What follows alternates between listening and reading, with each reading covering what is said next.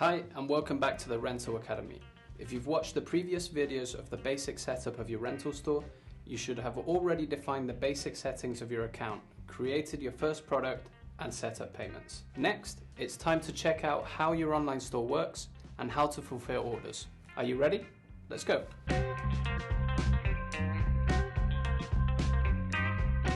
Now I will show you how customers can make an online booking through your online store. In the top right corner you can click your online store, which will take you to it.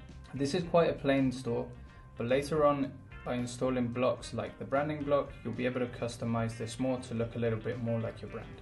In this case we have a bike, which I'm going to select. I can navigate through the multiple images, I can read the description, and of course if you have videos about these products then you can put the link here and the customers will be able to click on the link and view this video.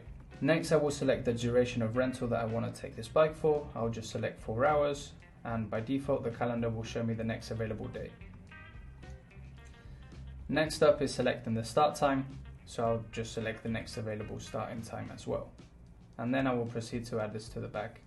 In the back end I added a helmet as an additional product for a bike, so this is a way to upsell your products. I can add this helmet to my bag and then I'll proceed to the checkout.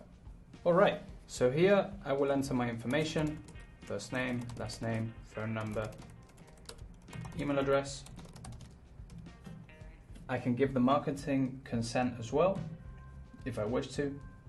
I can read the cancellation policy and I can agree to the terms of service and cancellation policy. I actually have to do this, so if I don't agree to the terms of service and cancellation policy of the booking, then I will not be able to proceed with the booking. I would agree to that, and then let's pay for the rental in advance. And that's it. The booking is confirmed. I will receive a confirmation email to my email address, and then the store will also get a confirmation of a new booking by email. Once we get a new booking, we get an email notification informing us about this. As long as you have the notifications activated, then this will work. If I go to the back end of rental and go to the bookings tab, I can see I have upcoming, active and completed bookings. This is the booking that we just made through the online store. If I click on it, I will see the name, I will see the products that are in this booking, and I will also see the duration of the booking. In this part of the booking, all I'm doing is I'm preparing the order. Here, the e-bikes, I'm actually tracking them individually because I want to know where each e-bike is at all times. Products like helmets, I'm tracking them as bulk inventory, so there's no need for an identifier there. That's my personal opinion. However, if you would like to add identifiers for your helmet, you can also add them.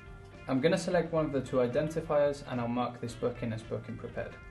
I can also print the receipt and I can keep it on the side to then hand it over to the customer when they arrive, or I can simply stick it on the bike. If I go back to the bookings overview, now I will see that this booking is prepared and paid for. Once the customer arrives, let's say that we had 20 bookings here for example, I would be able to search by the name of the customer and then we would see the results. Once the customer arrives, I can click on their booking and I can click start. In this case we're 41 minutes early, so the system is asking us whether we want to keep the original end time to 4 PM or we want to update the end time to the correct time.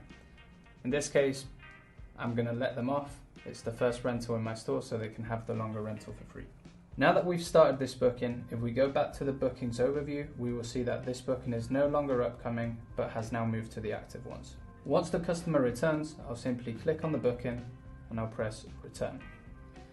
You can see that the identifier has been returned, and given that there's no maintenance time, this specific unit will be available for rental in your online store again.